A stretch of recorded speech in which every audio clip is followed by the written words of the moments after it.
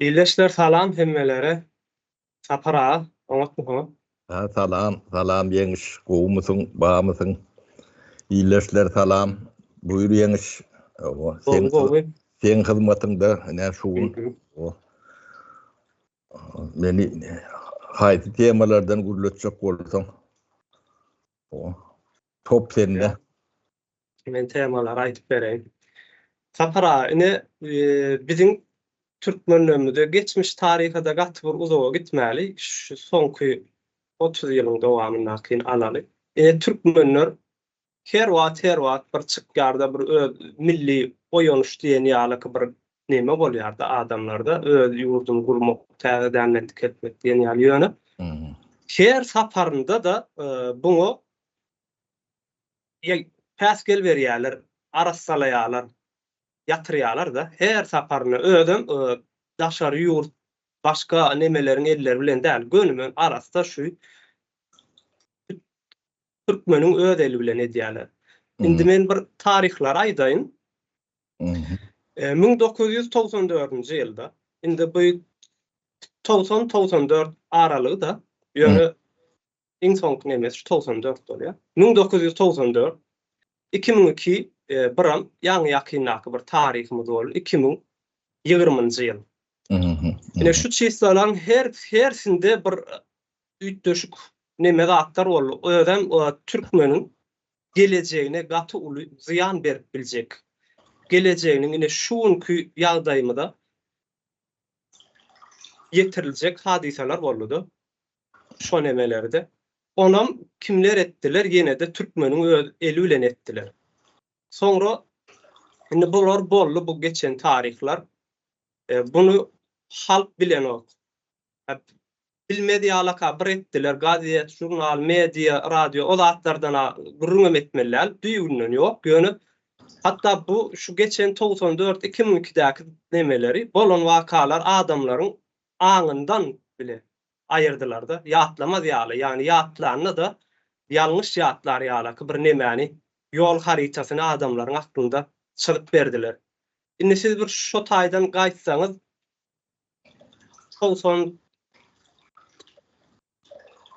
94-nji ýyldan alyp gaýtsaňyz ondan sonra ýetişmede göre heýlek ýyllar hakynda da aýdyp geçeriz. Söz vereýin men size. Bolýa sag bol. Düşündüm ben ýöne buny. O 94'den nemetmäýin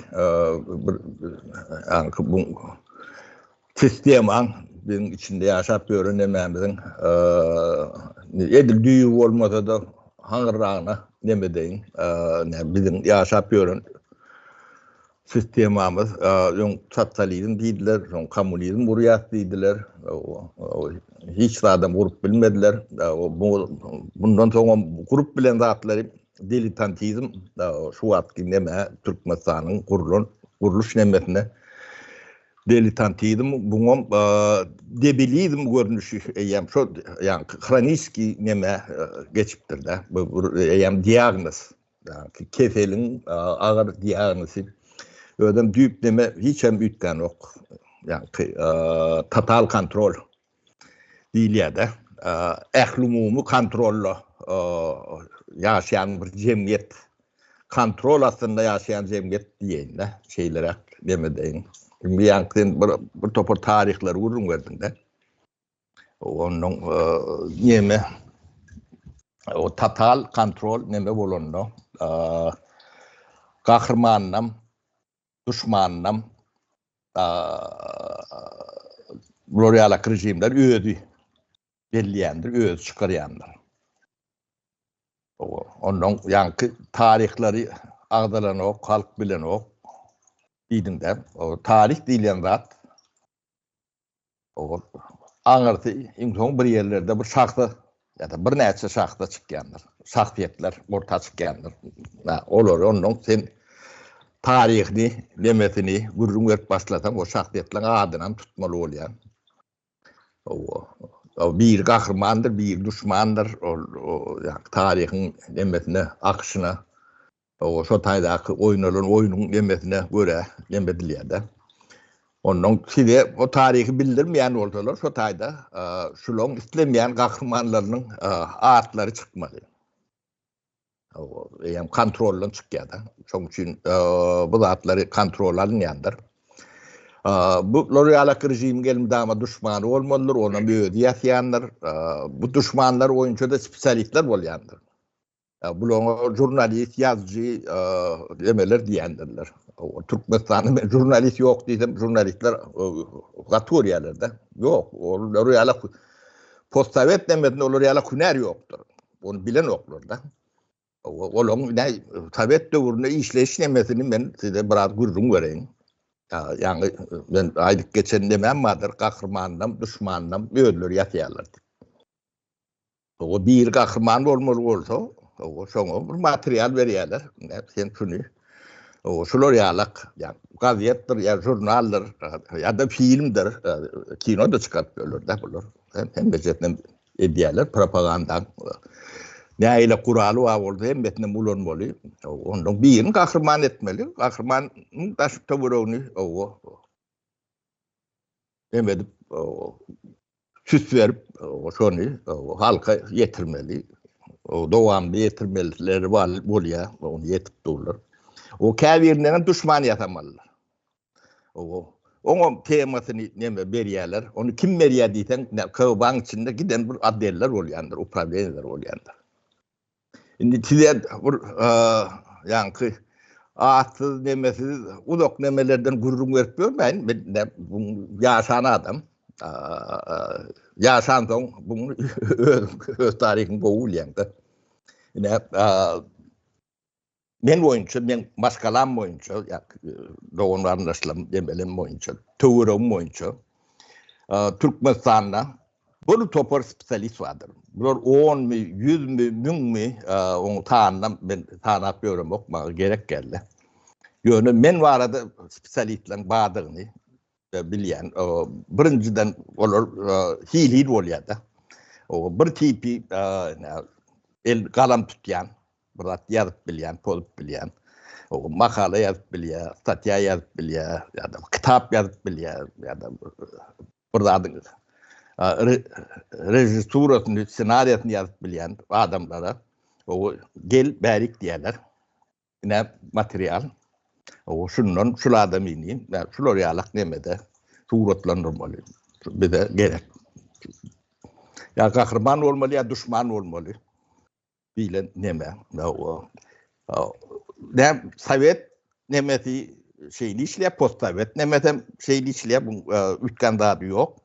O bu dine Türkmenistan'ın içinde değil, dışında da şeyli işleyendir. Onun ya şu bizim dememiz vardır. Şu hareket, bizim Alpbaryan hareketimiz vardır. Şu şol kanunun dışına dören öz başına dören zattır. Bu öz başına dörendiğini bilmeniz için şu haber veriş seriştelerine fiil etip görün. Bir yerde adını tutup bilenlerdirler. Bunu topor, şarlatan, şağal, neyme var olsa bağdır, şolardan aktivist yasayanlar, apatisyoner yasayanlar, pida yasayanlar, kahraman yasayanlar, şu demen, sizin, yani sizin Alpbaryan işiniz var. O halk hareket. Halat etişerek. Şunu bir yerde dillerini alıp bilenlerdir.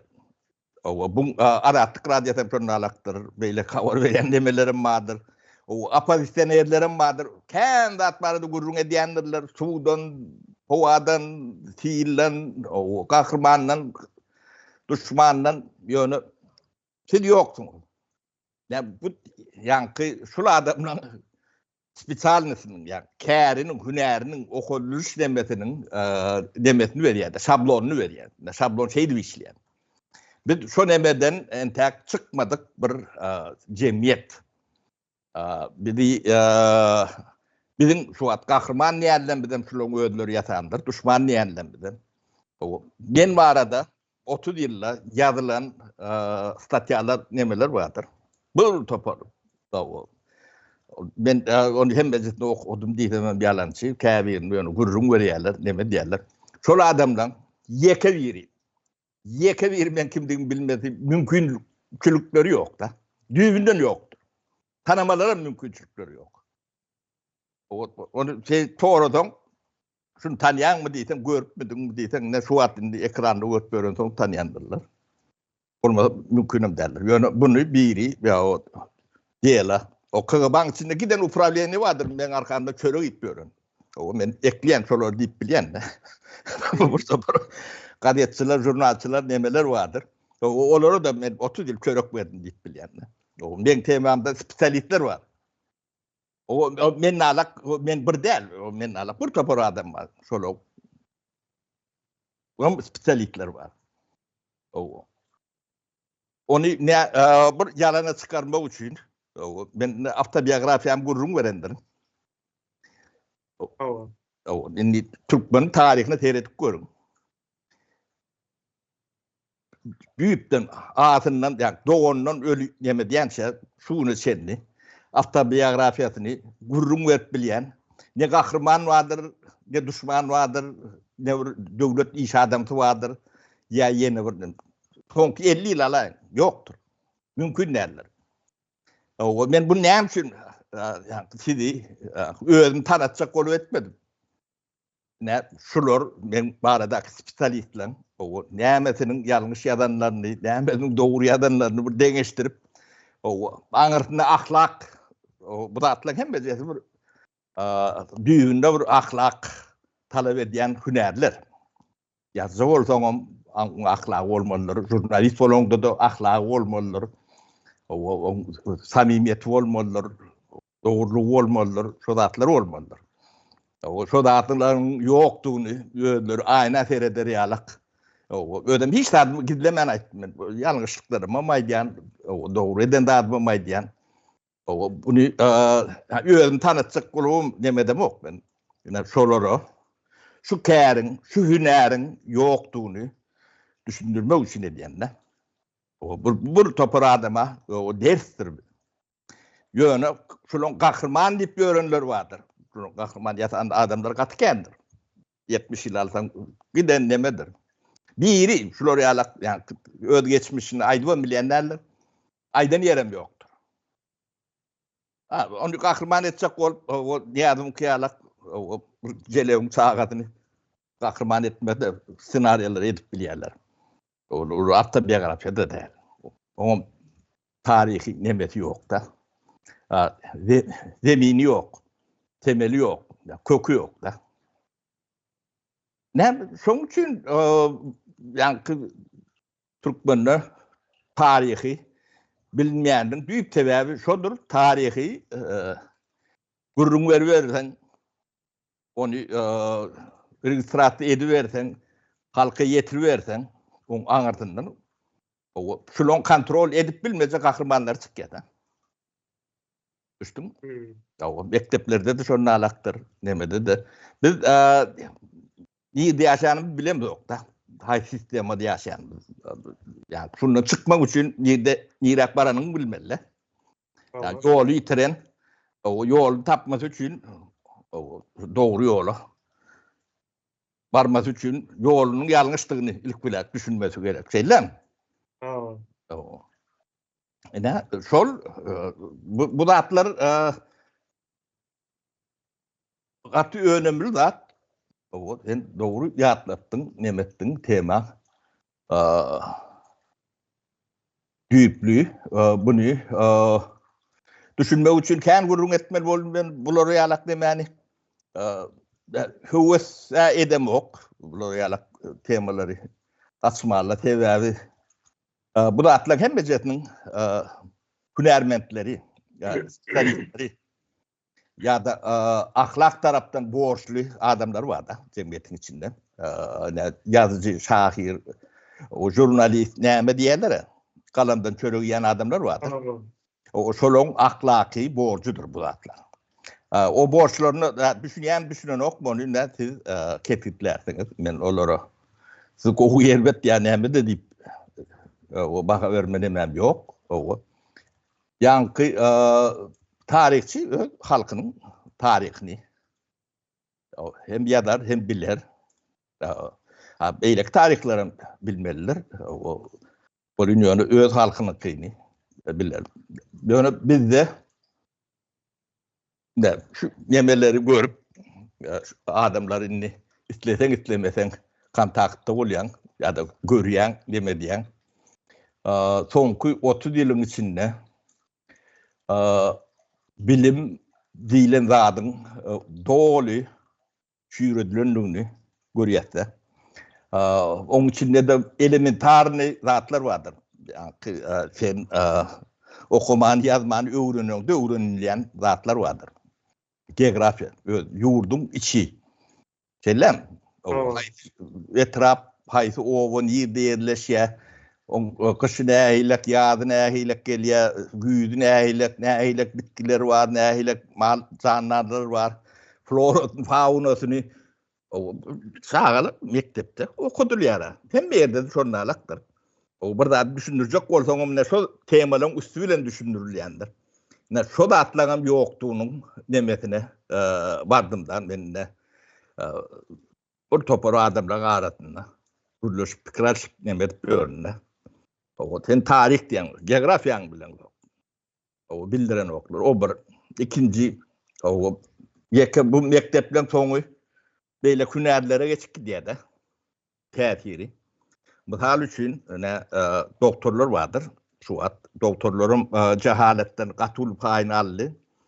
Bizim türkmen doktorlarymyň öldüren adamlaryň sany Stalin öwründe Türkmenistanda öldürilen, batylan, nemelen sanynyň gaty kän boljagyny men şu wagtdan näçe aýdyp bereyim. O doktor akalatly, o bir humanitar bir adam ýalak sypatly. O nemelen ýagdaý şonalakdyr. Bunu soň tarih, hakiki tarih ýazylanyna bu datlaryň hem de ýoş orta çykar. Yani çykarmajak bolup iş ederler. Bu bir onuň daýdakly bolmasyn. Bolsun dip dilemedem ok demedem o şu türkmen injinerleriň guran jaýlary bardyr. Men o daşry ýurtlary bilemok, olaň nemelerini. Onu kabul edýän türkmen bolan soň o taýda da bir zatlar bolmagy mümkin.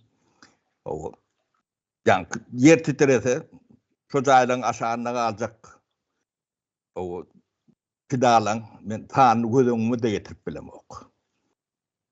Jahalet diýilen zadyň nemeti ýetkisi bir jemgyýete şonalak ulu we giňişdir. Biz ýöne iki nemeni alykda. Bu galan adam şonalakdyr. O iyimi töndürýän onu tert nemesi adamlar atrawleny bolup ölýändir. Ya da 80 ýaşajak bolsa 20 30 40 ýaşynda ölýändir. Bu şuňa meňde hem de hünärler şonalak bolýar. Şuňa ne adyna diletantizm diýilýändir. Yani hünäriň nemetinden uzak. Bunun büyük sebepleri vardır. Bunu bilmede kıyınlardır. Yani Berdimuhammedow minister, yani sağlık saklaş minister boldy dem. O önemlilerdir. Yani total kontrollü, avtoritar demede, yani aşağı kuruluşlaryň işleşi şolar ýalaktır. Yani şol adam işlenden öz, yani dünya garaýyşyny, iş tutuşuny, guramaçylygyny, hemme adyny daşda uran näkleme siňdirýändir. İstleseň islemeseň bu beýle bolýandyr. Soň o erwet dip aýrylýar başga bir ýerine goýar. Başga bir ýerim gelip bir günde düzeltip bilmeýär. Şol aňyrdan gelýän zat inersiýa bilen ýene de 4-5 ýyl gidýändir. Sen hiç zat käldin urup bilen o. Bu näme üçin men hagly allym hemem Berdimuhammedow alymda. Berdimuhammedow bir oğluny. O oğluny bolmak jenaýet mi diýsen ýok, jenaýet däl. Onuň oğluny bolup ýa-ni ýyllara toýnak talban bolar. O hemme kişi bir ýerlerden çykýandyr, hiç gurrun ýokdur. yönü ne bir mantık vardır. Türkler mantık diye de. Yani kasaba mantığı değil yani. Türkler ulun yandır. O mantığı değil. O düşüncesi. O çekilliği deyip demeden. O çekilliği bilen devlet edareti ya devlet dolandırılan değerler. Bunun neticesi ne diletantizm deyip bir söz var da. Şunu okan demediğini pravşlıklardan öğrenirsiniz. Hünersizlik demektir. O mentaliteti bilen devlet yönlendirilyen neler? Devlet yönlendirilende bu debilizme var yandır sonuç. Ne şulon izinden o öldür eline yani pistolet ya yara kalıp adam öldürmese de şulon öldüren adamların tani o uçtaki ölen adamların tanından kendir. Kendi bolmolamdır.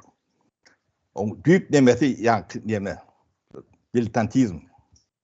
Bu doğruluk arada o şular kendi propaganda öğrediyendir.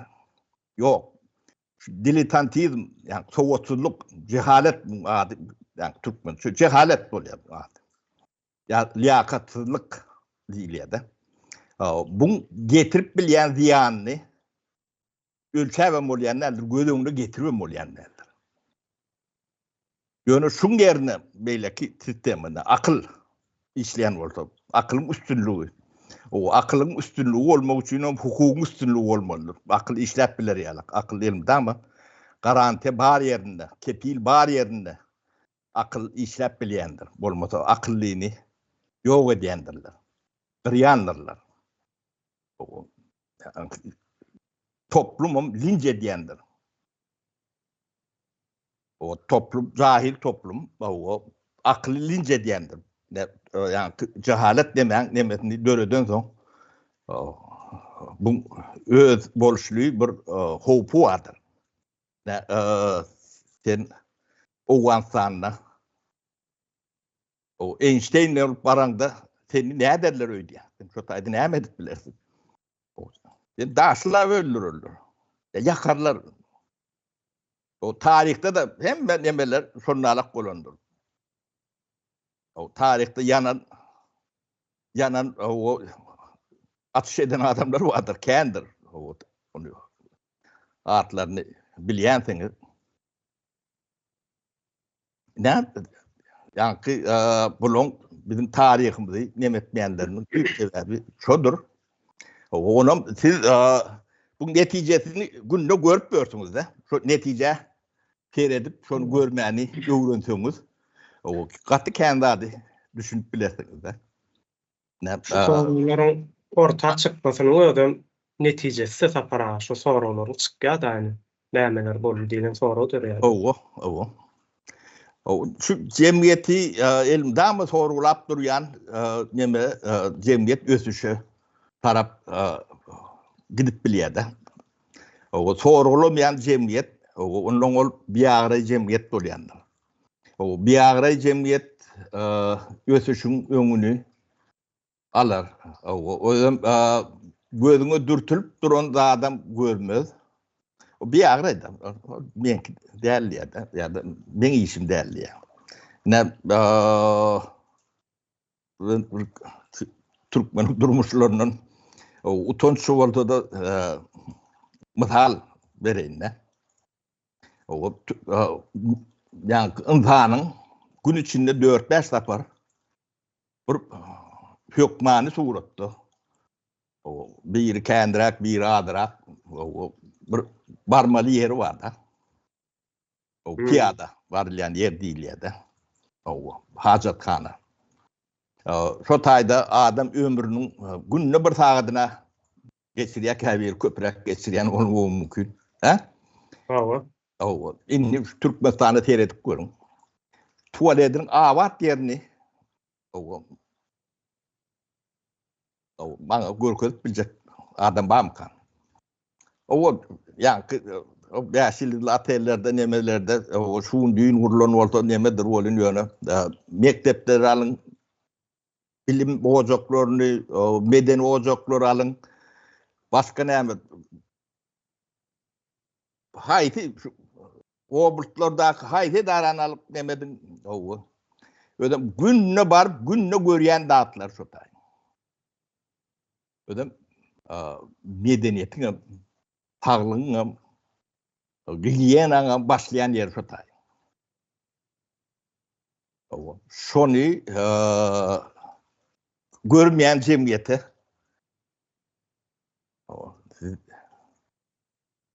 yani diyecek. Ödüm men köp birleşlerimden haýyş edýänne. Men şunu aýdýan bu da bir utanç zat. Şunu inanmasaňyz maşina miniň ähli meclis agdalary bolýarmy ýa-da kabinet ministri bolýarmy kim bolsaňyz ýa KGB'si, prokurory hemmesi maşina minýän aýlandyrlar etraplarda. Bir ýerde şu awat nemesini görkezseňiz maňa ben ötünç doğraýyn dedi. O ýöne şonu biz aýtdyk da ýetir düzedip bolýan bolsa ýetir düzediler. Şonu düzetmäle şulon. Yani bilgi kapasitesi ýetenok. Yok. Şu teknologiler yok. Yani Türkmenistan'da şunu bilýän adam yok. Şunu icarat edip biljek kuruluş yok. Yani, institut deydi ya. Yani, şu taýda şonu näde çözülýändigini bilýän ýa-da öwredilýän neme yok da. Onu yetmek ansat. Maňa biraz hukuk verin. Bir ýerde ähli Türkmenistan tuwalet bilen ýöne gulýala patırdap durýala edip bereň. Sapara bu tuwaletlerini oňarsalar bularyň nemesine ideologiýasyna ters gelýär. Çünkü raýat diýerler. Raýat ideologiýasy bardyr bularda. Şol tuwaletleriň gowy bolmaklygy, tämiz, arasa içinde gowy nemeleriň ýysy gelip durmaklygy bularyň ideologiýasyna ters gelýär. Bular şonu eden wagty eýem raýatlar raýat bolman başlaýarlar. Ýani raýat ýatrama nemesi hawa ol eýem çarkdan çykýar. Şonuň üçin bunu hatda akyllar ýetýänem bol etmeýärler. Çünkü özlerine ters gelýändir. Ine şeýle dat bar tapara owalarda täze öý salýarlar. Öýüň içinde tuwalet bany oňarýarlar. Kafe lapzat edip. Ýöne daşarda şol agaç tuwaletler bar, şo öýüň içindäki girenoklar. Şo melleň aýagy ucundaky gidýärler. Näme üçin zat edeňiz okny arasaja yer bar diýenler, ýa-da arasaja yer tämiz yer var, tuwalet var, ýysam gowy içiniň her hilje zatlar tetbiň isberji. Şol siňekli, burçukly hapa nemäň içine gidýäň diýsem ýok, öýüň içinde ýys bolýar diýe. Bu raýat düşünjesi. O taý aýyr bilmeýärler onu. Diýme, o taý biraz tartışmaly, o ýöne bunu etmeýänleriň sebäbi ýani kanalizasiýa gitjek ýeri ýok da. Bunu çödüňde düýpli çözmeli. Yani atık suğun bir yerik barmaty, o taýda arasalanmaty, onu gaýtadan ýene de ulanıp bolmaty diýilen giden bir spoçka wada. Her bir işin atından zasyna çenli etaplary wardyr. Ol ýanky sen kafilin goýanyň bilen tuwalet deme unitady goýanyň bilen o taýdan suw akyp elmidamda suw bolmalydyr. Şolon haýty birler ýok. Sanap çyksaň bir topardady ýetersizdir şo. O ýanky atyk suwy gitjek ýerini bejerersiň bolýan suwuň bolmaz. Suwuň bolmasa da o taýda hakykatdan bolar. O ýanky hemmedady ýani işler ýalak demesi ýok da. Ýani kanalizasiýa bolmasy üçin dowamly suw bolmaly. Türkmenistanda işek suwuny tapýarlarmy adamlar dowamly suw bolar. Onun meselen çözülük derler. Meselen çözmek için büyüklü nemetin belli. Türkmenistan'da yani büyüklü pikir etme diýilen zadın öňüni gaty ýer wagtlar alypdyrlar da. Şoň üçin biziň edýän zatlarymyz bardyr. Şoňa dikkat edin. Gaty ýüzlüýdir. Ertesini pikir edip bilýänler. görülen bilenlerdir. Onun ay şuun bolda dip onun şoğunu bir topor epititler, nakıllar, o atalar sözünü hemen kapat getiriyendirler. Ne şeyledir bu Türkmenin demesi.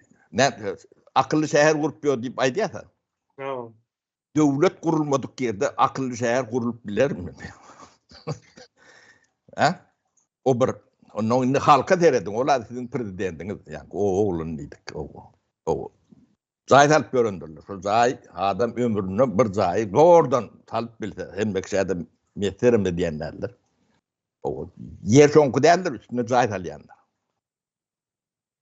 Milyonlarca, 10 milyonlarca adam madroya yıkılan adamlar vardır. O zay talanırlar. O ömrünün sonu harcap zay talyalar da. O yani yer benki değil deyip bile nokta.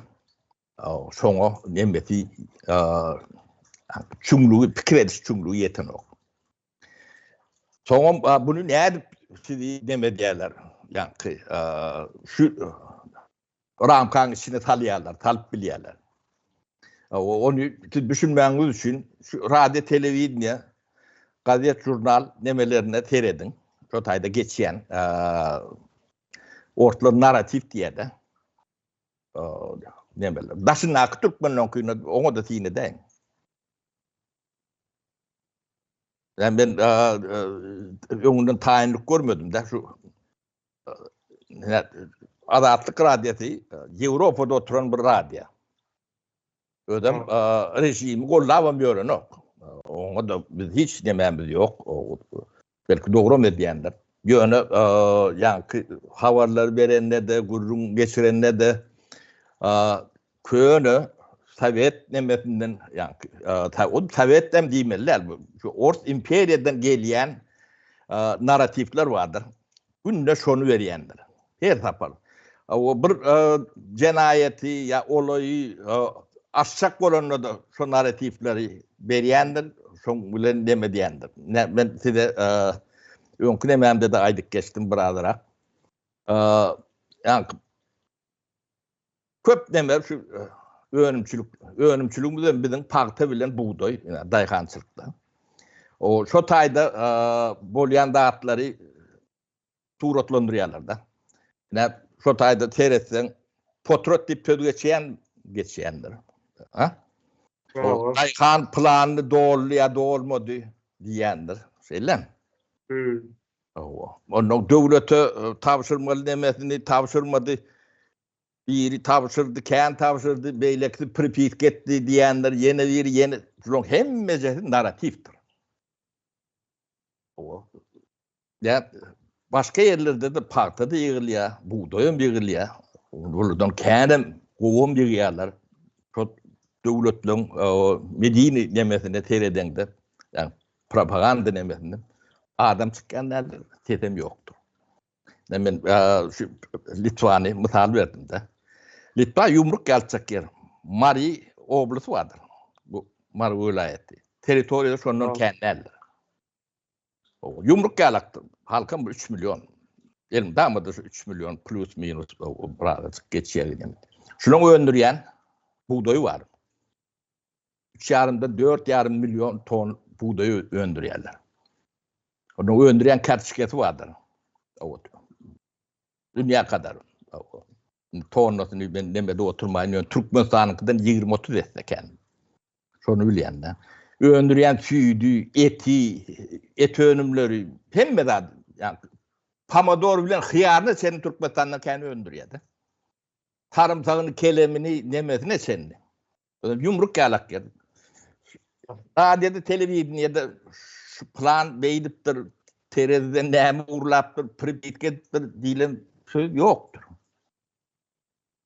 O ne için yok? Bunlar ne akıllı mı diyen söz çıkandır. Ha? O bunlar ne için işlepti?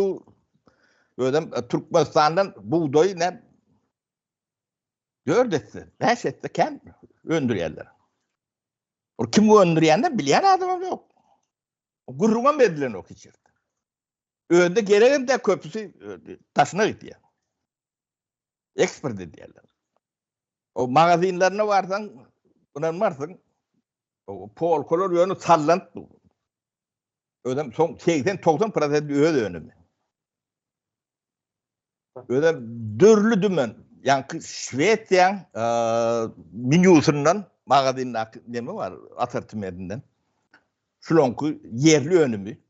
Kän hem gowy. Kil tarapdanam, tağam tarapdanam, yani bir İmit medeniyeti oluyor da. Şu medeniyet tarafındanım. Şüvetse, ötün devlet. Son kulun goğut. Ben elimde ama denizde bilyen de.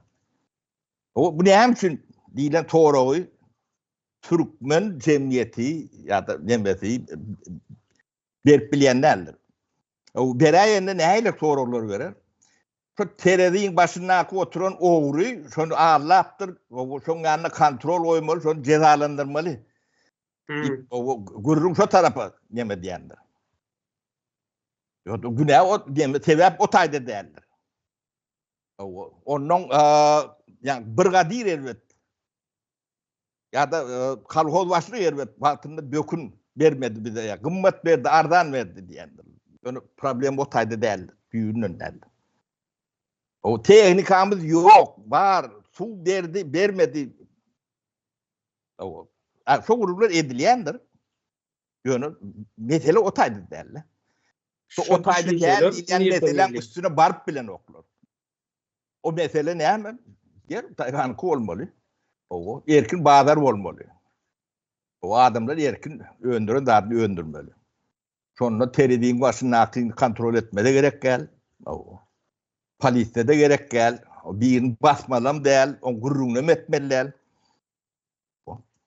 Şonu yani düğünü gururun edip bilen okulur. Bizim spesialist diyen tayfamızdan şonu edip bilen ok. Halkın ağını geliştirecek, nemetecek diyen nemelerim bunu kendi neme alıp bilen okulur. Bu da atları ne değiştiren de nemeden de geliyor da. Ödem yakı Türkmenistan'da ötüyor mu? Postsovet nemesinin yani nemesi mendeştir. Yani narratifler vardır.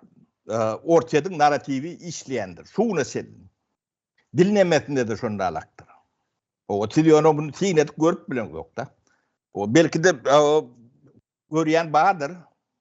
Yani bir diyalak sarva adam bunu katı bakım görüyor da. Ne sarva bir Türkmen bu sarva millettir. Bağır bilen haşır neşir tevigat bilen haşır neşir olup gören bir millet biz. Biz bu zatları görüp bilmeyen olduk. O kadim millet bugünlere gelmeliler. O çölün içinde ölüp gitmeli.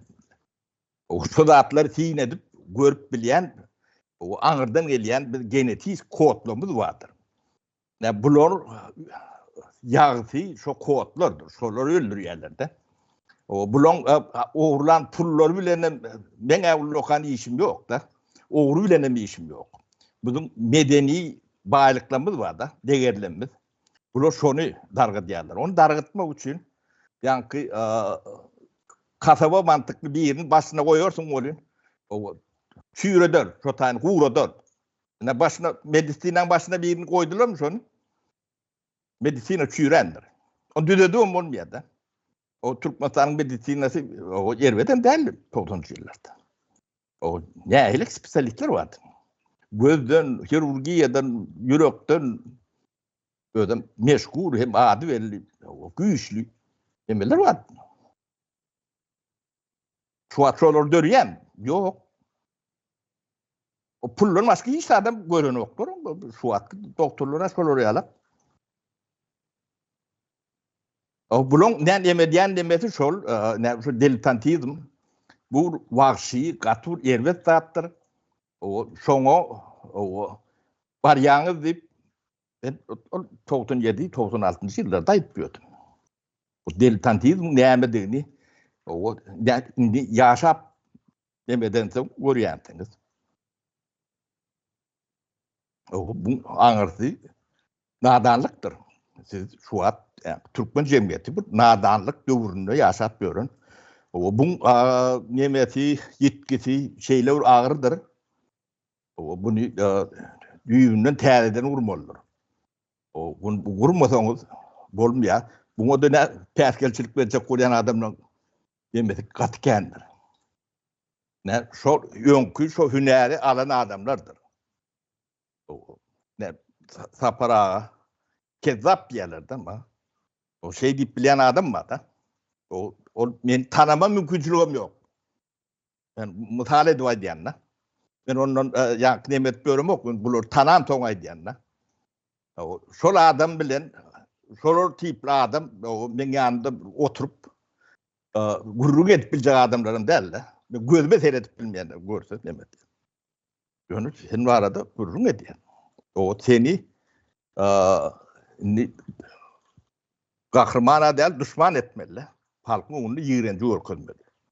Ine şu her ki sen tarih diýen, hem şu tarihi. Ine tarihi bildirmeli adamlaň yetişme nemeti şu.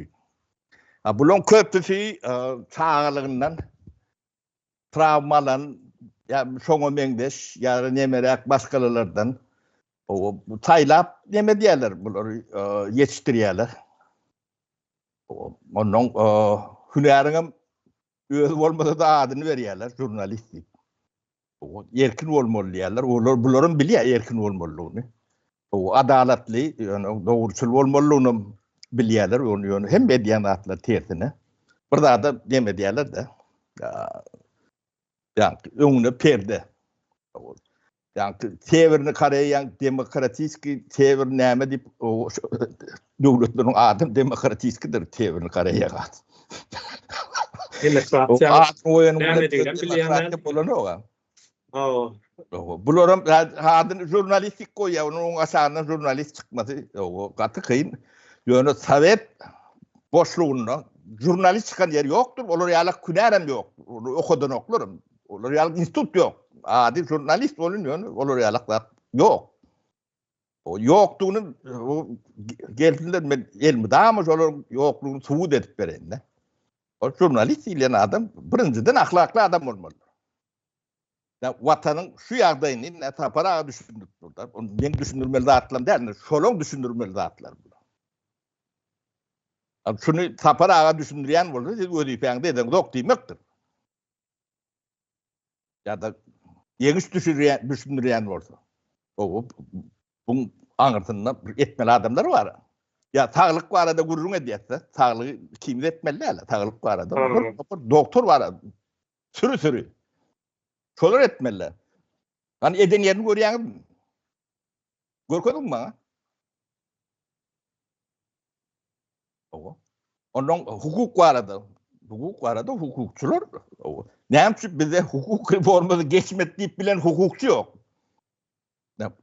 Otu dille eşitipmediňiz. Bizde näme hukuk reformasy ýok diýen hukukçyny. Ýokdur. Ýok. O, siz onu düzeltmeseňiz şu sosyalizm, komünizm gurup ýören nemäňiz dowam diýip kabul etmeli. O sosyalizmem galmady, komünizmem ýok, ölüp gitdiler bir wagt. Onu size galan diletantizm. O da debilizme öwrüldi de. O bu gurrunlar agyr diýendir köp kişi. Onu men bilýän täbäbi bu gurrunlaryň köpüsini men etmeliler. O bunu etmeli adamlar var. Ana utanmaly adamlar şolardyr. O ne ýene de bir mesele diýeň. O yani neme lüstrasiýa diýip känagladyk da. Şular lüstrasiýadan Hudaýdan gorkundygyny berbet gorkýarlar da. Näme üçin? O hiç tat etmedik bolsaň, ýa-da dogry adam bolsaň, o gorkuljak zat ýok. O lüstrasiýa diň taryhy bilen ýüzleşmek. Yani sen aýdyp oturdyň. Düň kolýan zatlarym, şol adamlaryň atlaryny bilen ýok, bunu aýtam. Tarihten fiilmaga çalışýarlar diýdi. O tarihte näde fiil? Başga adam gurrun edip, etmeli adam gurrun etmesen, o ara wagt geçer, ýatdan çykýar gidýär. O biri alakynam, ýa-ni bir erwede adam. Biz adamyny ýa-ni adam ýip ýören özüm çiğliğini bişirmän ýýän ýalak nemede gurgun yerlerde. Suratlandırıp berýärler. O. Ýöne şeýle bolmamy mümkin. Ben tinaşyk görmedim. Belki de yani wagt bolar, deme bolar. Onam tinak gördüm, mükemmel diýip görmün. Belki de sapara olaryň adam diýip hasap edýänler adam däldir aslında. Ya o da bilemok, olaň näme hasap edip, näme goýanlaryny bir zat hasap edip bilýänem bolsalar, ýene de ýaxşy mykanyýan. Bular näme edip ýörenlerini özlerim bilenok. Ýöne şo sırada näme bu da bir milletleň tragediýasy. Bundan düşünüp çıkılmasa, yani aydınlık geliyor da, şu aydınlık nemesi gelmeden bundan çıkma da kıyındır. Yani o bir adam, iki adam bu zatları düşüneni bilen, onu etçek kod gören adam yok. Bunu kovdadı, halk kabul eder deyip ediyor başladık. Yer verdik kemin yeniş. O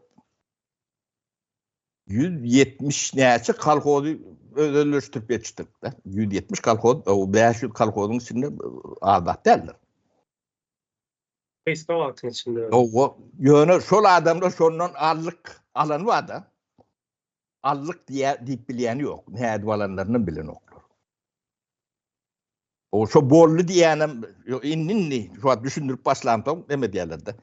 Näme üçin tarih ýatlaryny okýan, şu zatlar ýatlandyrmasaň, nemetmesen, o zatlar onu bolana bolsa sen onu bol şeýala kabul edip bilen okda, düşünen okda bolupdyr diýen. Öz-özünden bolupdyr. Allah Taala ýa-da beýik prezidentimiz beripdir diýip bilýän.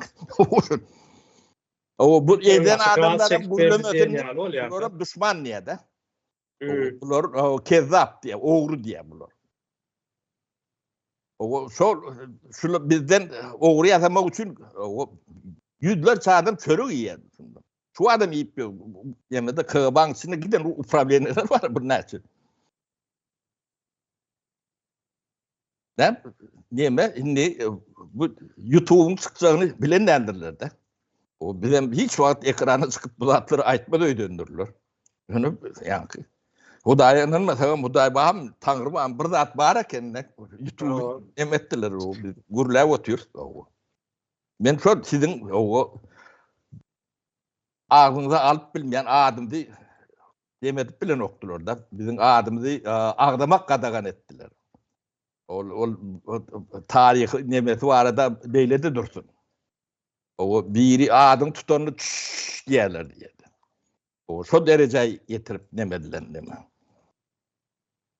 Onu siz şu hareketler başlarına adamların reaksiyasını görünsünüz o bize karşı, bana karşı nähilek nemeden. Onun bular agent gözlep, ol agent bu näme siz o nämediňizi özüňizi alyp başyňyzdan okap bolýar da. Kitap ýala adam.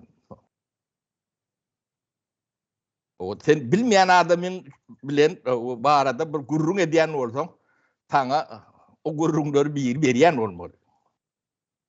Özüň okuma, tanama mümkinçiligim ýok da. O men tanan adamlar döwründe o nähilekdiň bilmesi mümkin, ýa kyn. Gatyk bolaýym diýip ondan işleýän adamyň bolmasa. Hemme zat planda etdim diýip gıyrylyp ýörlenme o. Bir edaraň içinde işleň dedi. Sen soraňa bilmedim, jogap berip bildimmi, bilmedimmi ýeňiş. Oy, sapara indi demesiz gurulýan aşlaň o käte ýa temadan tema bökgen bolmagy mümkin bolýar bir zat düşündirjek bolsaň taryhda gidýän. Uzun zat sapara o uzun gurrun. Geçen bir kunlukda maňa bir makala uradypdyňyz şu Sowet Soýuzynyň nemesi hakynda. Näme o ihbar diýerler de Türkçe. Donasительство diýär, stukaçstvo diýilýär. indi men şonda akıl ýetirdim-de bu Sowet Soýuzynyň guruluş sistemasy aslında neme arama ekeni, o düşman gözlemek diňe. Hemme kişi normal insanlar içenni öz yakınlarından, kakalarından, dogonlarından, goňşusundan neme düşman gözleýärler. Hemme kişi indi bunu Niyazov bunu oýnady zamanında. Yo, o Niyazov oýnanok, Niyazov oýnatdylar ne? Şu rol oýnatdy. Onu dogry aýtmakda. Indi halk näme üçin ine şu wagt ol ogry, o dogry ýa-da halk ine ay paltamyzy ýalňyş çekgärdidi, ýenelämedi diýdiň da ýa başda. Indi şo pikirler nerden gelýär? Şol ideologiýadan gelýär hemmece. Yani onu etmeden, çogurumları etmeden yeri şahty eýetçilige vermeli. Dünyadaki bolşaýarlar. Yeri şahty eýetçilige beren soň sen bazar yktysadyna mecbur geçmeli. Yani bazar yktysadyna geçen soň sen sotsializm urjak, kommunizm urjak diýip gaýryp görüp bilen ok. Yani ählugyň kontrolum demedik bilen ok. Ondan bärde yeni bir önemli neme halkın hukuka talabi orta çıkýar. Yer ödülü işletmen hukuk hemme zady kepil almalylar. Onun kanunyň üstünlügi diýilen talap pikir neme orta çıkýar. Kanunyň üstünlügi orta çıkan soň sen onuň etjeklerini edip bilen okda. Düşdüm taryhy oýnap bilen ok. Fakt oynap bilen ok, gahrman ýatacakmy, düşman ýatacakmy, onu erkin edip bilen ok. Onun gahrmanyň öýe çykýar, düşmanyň öýe çykýar. Onu sen ýatama nemen ýok. Bu döwürde hemme zat ýatalýar. Berdimuhamedowdan arkadagy ýatadylar. Dağmy, depemi ýa-da gorpmy, onu bilýän adam ýok. Ýöne dille ýatýarlar. O dille ýasýan bolsalar diýmek aňyrtynda hiç tap ýok. O bolmasy mümkin hem däl. Bu döwletiň başyna da näşolar ýalyk jehalat gelen soň, ýani o mantygy neme diýip, o da aşaklara çendi gidýär. O Hudaý saklasyn. Bundan ýanky bir awat bir zat çykmajagyny o siz eýem görüntüňiz bolun entägem bundan beter görjekdiňiz badyr bakym çözülmese. O şuňa da garşy bolýan adamlar bardyr. Onu hiç ýadyňyzdan çykarma. Şu Türkmenistany täzeden gurmaga o depki görkezýän nemelen hemmesiniň aňyrtynda bir pok ýatanlar. Çöpü bardyr.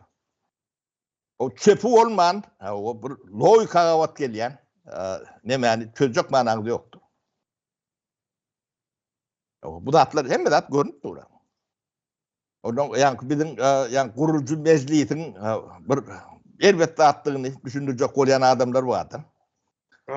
Olara da ben ýene de bir tapar aýdyk geçen, ýöňem bir tapar aýtdym. Şu gurucu meclisi ya şoňa meňdeş bu adi het ýütlep goýup bilýär, assambleýede diýil ýa ýene de şoňa meňdeş neme. Aňyrdan gelýän öň gylç bilen alınmadyk döwletler bolsa, ýa imperiýalar bar da, Britaniýa diýin ýaly. O täze uruly döwletleriň hemmejeti seyredip görüň. O gurucu meclisi gurulan ýeri ýokdur. Amerika'dan şonu alakdır, Türkiye'den şonu alakdır. Britanya'da şu formasına önkü nemeden geçme üçün nemeden yine de şu kurucu mesele asambleye nemeleri gerektir. Şvedlerim şonu alakdır, hem de şonu alakdır. Onsuz bolyanlardır. Bu ingoğuzat deyip hadap eden bu yanlışı vardır, nemesi vardır. Yani şundan kokusu yok. O başka düdüğünden yok. Adamlar başka nemen tapmadık. O şunsuz kurulan devletler diktaturudur hem de. O kakadan oğlu geçip görün demelerdir. O şimdi şu elbette yeri nire. Yani kritika var ediyorlardı. Eden oklar yani bunu kendi dileyen neme diyorlardı. Öyle aydıvan bilen ok, kurlar bilen oklar. Şuna bir yani kritik neme getirmeliler. Bunu gogu ya elbet ya Dähilegem bolsa bir konstruktiv bir çekişme bolup bilýärdi. O konstruktiv hiç zatları ýokdur. Daş döwürüňe seyredip görüň. Konstruktiv diýmek bir mantykly, bir işe gönükdirilen bir real neme bolmalylar görüň. O porsu diýendirler. Yani üzüm çiğ diye turşu diýendirler. Bişmedi. Bu zatları cemiyet o öwrenmeli. O cemiyeti şoň üçin aýdyňlatmak nimetinde moduna geçirmeli. O cemiyet aýdyňlanan soň bu zatlar çözülmesi kıyın zat değil. Ben size tuvaletin bir kille çözüp vereyim yani. O kalan adamı bir kille çözecek adamlar kendi. O çözülmeyen de adam değil. Sizi ne baylık arada gurrun ediliyordu. Ya oğurluk vardı. Ya cahillan, ya bilgisizlik nemen getiriyen delili ummasızdır. Bunu ölçäwem bolýan derler. Sen o taýda bir mandy oğurlany o doğru diýem yok. O da erwet zat. O ýöne düýüp da seretmelidir. Şu yer su reforması bolman üçin Türkmenistan şu yitiren zadyny siz hasaplap biler misiniz? Şugun Türkmenistan hususy eýetçilige bazar iqtisatynda geçdi. Şu yerin özelleştirmesi var. Şol Türkmenistanyň 10-15 ýylda öndürjek önüminiň bagadyndan kän diýip aýtdym da. O. Şol 30 ýyl bundan öň geçen bolsa, şol baylyk o adamlar eline geçerdi. Onun üstüne täze gatma degerli 10 etdi, 15 etdi önüm önürdü. Türkmeniň ýitiren zady. Şo 92-nji 93-nji ýyllarky reformalary ýa-ni üns vermedigi ýa-da islemedigi diýeýin. O adyny nähilek demedin. Şoň nemesinde ýitiren zadyňyň meşwerini ölçejek bolup görüň. Şonu alak şol. Öýdem bir ýa-ni konstruktiv pikir edýän adamlaryň pikirinde bolup bilýän zatlar. Bunu cahil, arkada ya da kudretli Türkmenbaşı ya da kudretli başka bir neme bunu bilgisiz edip bilme mümkünçülüğü yoktur. Bu da atlan neyemediğine şunu senden düşünen oklar entegam yine de yani 100 yıl aşağıda 100 yılını düşünmeyenler. Bunu şu atlar yani sizin Türkmenbaşı dip öğrenin dedi. Ayla düşündürüp bilem yoktu. O düşüneni yalak oldu biraz. Onun kaplarından biri, o kulağından çektim, ne ettim mi ya da başlıklarım mı, yemellerim mi? Çok şey yatırdılar. Başka nemeden. Türkmenistan'ın şu yağdayına düşmesinin 2 tane kulçu o adamını oyundan ayıran için şu yağdaya düştü Türkmenistan. Bir hemen bir yedeklerim Nazartoğlu'yuz. O Türkmenistan'ın 90 şu ikisini birleştiren ol 99% bolýardy. Näçinji ýyllara deňel sapara? 94-nji ýyl, 29-njy iň soňy bitdi. ýylyna günde sen bilýärsin. 6 aýlygym taýinlik gördüler şunu nemetmek üçin. İki adamın size berip biljekler adyny, siz näde bulanýarsyňyz bizden düşman ýatadylar. O sizden bagtly etdiler, goşadyrmak için. Sizden ne altın atırda ýaşap görün Türkmen milleti. Sapara şu wagt benden biri gelip sorasa da seni ýaşlygyňa götürjek. Haýsy ýylyňa gitmek islersin diýse men gitjek gal diýerim. Belki de 50 ýaşyma ertülýän bolsaňyz 50 ýaşyma gideýin belki de şu taýlarda bir oňat durmuş bardyr diýip. Çünkü siz aýtdyňyz da şu 2 tane adamyny aýryly ondan soňra bitti Türkmenistanyň ýagdaýy. Yok, niyetlerim bolun biziň ýerimiz tutjak adamam Bahadır bolondur yönü talap o değil başka talap bolon son şeyle oluyor da. O yönü şovat başında duran yani bu reform olan özgürlüğün o başında ödem Türkmenin adatlığının erkinliğinin başında diyeceğim deme bolmaya tebbi önemçülük Nemet ben adat bolman kalan da ne adat edecek karnın aç demokratiyada urup bolano komünizm urup bolano hiç adam urup bolano o şu adatları emettiler o ne 30 yılın ben daşından sin edip gelen ne o biz elbet bolsak o sizem gowu bolsanız an düzet İngolmanı tuvaletiniz veçerim diyetti. Buraya tuvaletler yani atan hapaları var mutlu. Şuna mı uğru noktalar? Şehirleri terit kurup. Elimi tanıdatlar. O onların ne hemen var deyip toran tapıp bilseniz aydın. O şulon bir beceren dadı var olsa. Yine yıkıyorlar. O yıkma ne yıkma ne şular bir haşanlı demeli caylar dağıtlar uruyandır aeroportlar şehirler uruyandırlar. Mazmununu düşünün oklarda. Şu kurulayan dağıtılan hem mezeti halktan uğurlanıp ölü kapitala uğurlayan yere sokyalar demektir. O iqtisadi dolanışıktan çıkarıyorlar da bu dağıtılan hem mezetini. O bir şehrin bağatını iqtisadi dolanışıktan çıkarsan ne mi olur? İqtisadiyatçı oradan gözünü getirip göreyim. O kakasının pulu değil. O devletin içinde işlep durmalı pul. Onu sen ne edip aeroport vurup bilen. O Loriyalak aeroport Türkmenistan geri hem değil. Şehir var, Kavunuz şehir, yumruk gerçek şehir şuradayım. 250 bin adam yaşayan. Şun aeroportu var. İkinci şehir ullu oyuncu Litva'da. Şununla uçayan samolyot Türkmenistan'ın Amerika'da aeroportun uçayanının 20 metre kendine. Yani pasajir abarot değil ya da. Ödem dünyanın hem bir yerini uçuyor.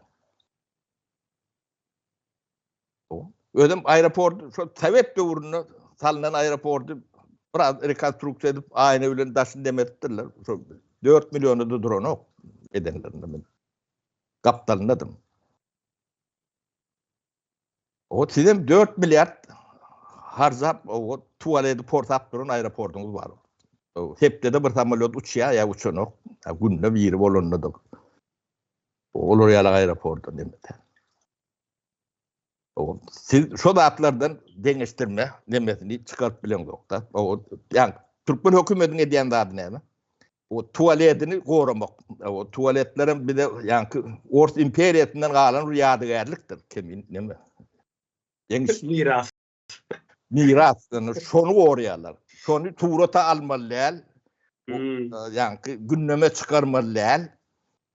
Dilen neme yani bulun hem tur bir kaptanlarının gaz varada vurun etmeliler. Turvanı koruyorlar. O siz o kimi neme diyorsunuz? Ne şunu etmeyen olsalar aytsınlar. Bar tuvaleti tuvrot alacak korkuyorum.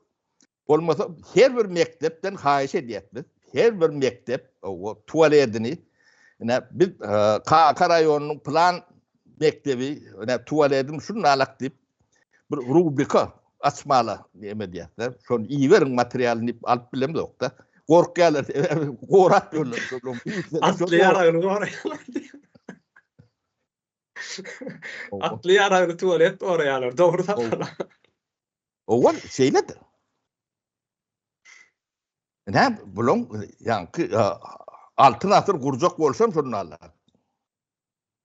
Medeni mirasını da adar vermedi yerlerde. O öyle hakikatlerin Ors İmperiyetinden alan tuvaletler şunu. Şunu koruyorlar şunu. İyi şeydir.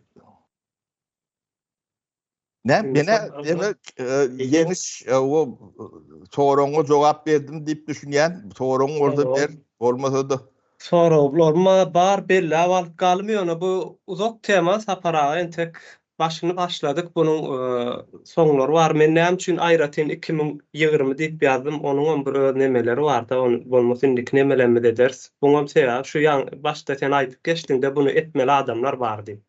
Her adam öýle işi bar diýdiň. Ýani şu habarçylar, jurnalistler, ýene nämeler ýa-da şol uğruna işleýänler aýtmaly. Ýöne 2002-nji ýylda Sapara bunu içindäki ediljek nemäni iň soňkusyny 2002-nji ýylda aratsaladylar. Şu wagt gedilip durulan hereket ýurtdaşyndadyr. Men 2020-nyň şoňçyny aldym.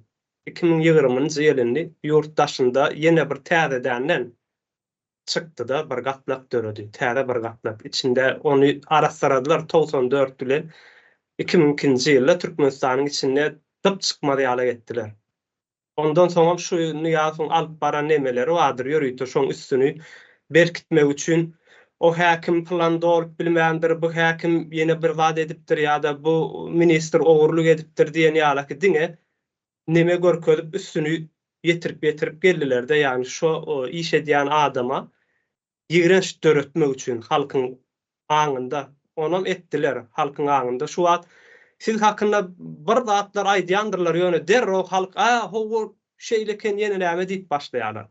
Çünki bilinç altyna oturdular bu zatlar. Emma soňky 5 ýylyň içinde 19-dan bäri şu ýyl 5 ýyl bolýar-da bu taýda ýem ýazmaly, pozmaly, aýtmaly adamlar aýtmadylar, hatda aýdylýan zadyny original şeklinde däli çakma görnüşünde aýtdylar. Çünki bir işi eden adam özi aýtsa has original bolýandyr, ony başga bir aýtsa da çakma bolýar-da ýa-da başga hille edip aňlatyp berýär, o da halkyň aňynda ýalňyş pikirler getirýärdi. Ine 2020-njy ýyly alanyň sebäbi şol bizi her tapar nemäň başyna aýdyp geçdinde türkmen bir zat edip aýaklanyp özüne bir azatlygyna, erkinligine çykjak bolup başlan wagt işden daga diýerler. Her tapar içinden çıkıp türkmen eli bilen 2020-njy ýylda da şeýle boldy bu zat. Bu adı var. Bu da bir deme. Bu bilinmeyen zatlar däl bu zatlar. Bular orokçu, waratar. O bu İngilizce adı var. Yani keeper diýer. O gatekeeper diýer. Näme şolar ýalak bir adı vardır. Bu awtoritar nemelen ulanýan nemesdir. Metodi diýeň. O men ýeňiş 30 ýyl stajym var da. Düşman bolma, halk düşmany bolmada stajym var. Epetli var ekende. Bu da bir 25-30 ýyla ýetdi. Sovet döwründe de bir ullokan bir layalny neme diýip hatap eden okdular. Men student döwrümden bäri apolitişin ýerler. Näme üçin diýenlerden bileme, o wagt düşünem okdum. Ýöne bu olimlere sorak berýärdim da, onu doğru därken. Şeýle bolmaly. Bizim bir tarih bolymyz vardy. İsmailov. Ya Kadirov. İsmail Kadirov. Historia KPSS bir deme var. Son karnaş bolduk. Kudo bol. Riska var. Sonra berýär, no gidip dekana ardy diýdi. Apolitişin bu. Onun dekan İşan Çaryar artak görüldü bir gow adam çağırıp käýede oğlunyň nämeden şol adamlar bilen deň bolarlarmy? Sesin çıkarmadan geri berem, kazy ola diýdi. Şol alak yetiştiren adamlarım kän. Biz şol Ors imperiýasynyň narrativleri vardır. Narrativleri şondan çıkmalılar, onu çıkmak katı kıyınlar, çıkarmacak bolýan nemeler vardır. Yine bizim geç dakkalymız şu narrativler darga diýendir. Bulun nemeler kendir. Onun yankı öýlerini ýarlyk edip deme diyenlerler onun o yarlıklarım yalanlar o yani ağdı birlik hareketinin hemetimin o kurucusu mu ontu mu buntu mu eyleksem şey diyenler o çavuşum o ağdı birlik hareketi bağdı ben yine de orta paraydayım bir topor avraylı tineryan hormatlı vekillere madı yönüşülükisinin şu tayda hiç demeti yoktur. O ağdı birlik halk hareketi var da gurrun etmeli olsa Huday verdi halı dip yani şu at pentiyede Adatlık Radyosu'nun pentiye çıkan bir yaşlı vardır. Şu eginleş başlığıdır. Şon hak vardır. Hak şonkudur. Onu siz eşleyenlersiniz. O hakiki eşler gurlemeli adamlar gurleyenlerdir. O bunlar o demesini hödürünü öğreyen adamlar. İçinden yıkan adamlar şular. Her demeyen içine talyandırlar. Yani total kontrol nemede bir yerde halk üşen olsa, adamlar üşen olsa şunun içinde şunun informatörü nemedi hükmen bolaymadılar. Onsuz yani total kontrol bolup bile nokta. Onun biz gen bolup görüyoruz yok. O bizim aramızda da var. Bizim çayhanamızda da bolup biler. O sonuçta açık demedi ya. Şu açıklıktan bulur kat korkuyandırlar. O kâdem o düşünüp o bize aşık olayanların vardır. Onlarla kullandır bu işler. Yöne bunun samimi değerlerini demetmek için Türkmenistan'ın mekteplerinin tuvaleti var. Arada gurrun ediyenin neden yok diye toru öğrenmelidir. Şunu edip bilmeyen olsalar vatanın bu geleceği rahatı var. Arada gurrun edip demet. Ne çok öpüp bakadı. Ben elementar nemeleri veriyenler yok ben tuvaletin gurrunam etmelerdir başka medisinada var beylekten var mektebem var o mektepte ben çağım hem için şunun partilerini gününe oraya deyip bilen en atada bolmalı. Bolun gelecek ne eylek olmalı. Ya da yani devlet kuruluşunun içindeki strukturları vardır. Ne etker. O etkerin içine siyaset giren orada olu etker vatanı uğrat bilmeye. Ya da devlet hopsuzluk kuruluşu değil yani. Devlet hopsuzluk kuruluşu siyasetçinin eline geçen son o dine siyasetçinin oryandır. Devlet bilen iş olmalılardır. Boluğun bilmeyen. Bunun hem becesi yani tevigatın kanuni alak aksiyonmudur. O mektebin içine siyaset girse o tayda bilim olayanlardır. Yani şu da atları yani düşünen cemiyet olmalı. Düzelecek cemiyet şeyle düşün diye de bu da atları. Ana aydınlamın haytına demet biliyeniz. Ne ben yetkir, ben general diyen adam vardır. Şu da düşünmeyen orada o generallerlere yani onu yok etmediler. Tabii sen siyasetçinin eline olup vatanı uğrat bilmeyen mümkün değildir. Şunu etmeyen olsan halkına düşmansın. Ne düşman çok aydın tapmalıdır. O yani devlet hopsuzluk komitesi diyendir. Sen siyaseti absurde diyen olsan devleti absurde bilmeyen. Mümkün nedir? Demek devletin düşmansın. O bulun çağlarını, öğütlerini sürgün et diyorlar deyip adı diyorlar da. Onu senin bir yerinde batyan olsa bir demek götünün çöpü var. Demektir. Bulatlar hem de sizi elementarında görünüp durumda attırıyor. Sizi görme diyalog ettirirler de.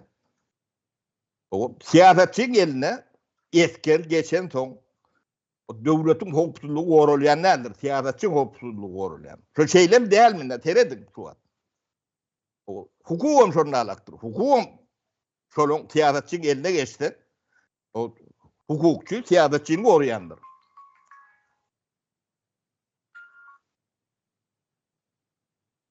O bu iş şeyle oluyor. O biz çok için kâbirdatları katı konstruktif düşünmelidir. Tamam. Bu demeti vardır görünüp durumda adam. Onu yok diyen adamım yok. Siz o terede bir o 5 kilo buğdayını uğurlaptır deyip kıyırıp görürseniz o da atları vaktininden yetmiyor, aklınızdan yetmiyor. O potrot bağlada gurrun edersiniz. O potrot benim için potrot olmalı, o yer onku olmalı bilen yoklu. Sonra kimin aklı yetiyor şu an? O halkym men potrodum diye. Men yerim diyen o. O, kärende çmenni. O. Bolmaly ýalak kabul edýän. Däp bu naratifler nemeti şodur. Yani sizin pikir etme demäňiz şablonuňyzy ýoluňdy şolar çyzyp berýär-de. Şoňa naratif diýilýär. Onu dürlü usullar vardır bunu bermän.